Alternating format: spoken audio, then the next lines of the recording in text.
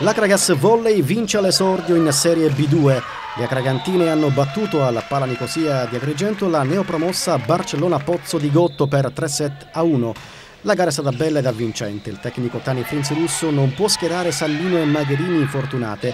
Anche Tateno Lombardo in precarie condizioni fisiche, ma gioca. Partenza micidiale delle ragazze di casa, brave a muro e perfette nei contrattacchi punto.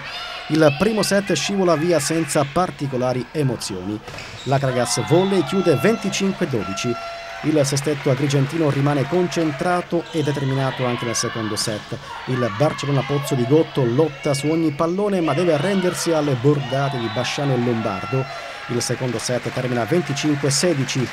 Poi di colpo la gara diventa equilibrata, l'Akragas sbaglia alcuni attacchi, cala anche il rendimento della ricezione ed il muro non è più efficace come nei primi due set. Gli ospiti crescono in ogni reparto e vincono il set sul filo di lana 26-24. L'Akragas Volley torna sul parquet con maggiore convinzione dei propri mezzi. La squadra riassetta muro e ricezione e scappa via per poi chiudere il set 25-12.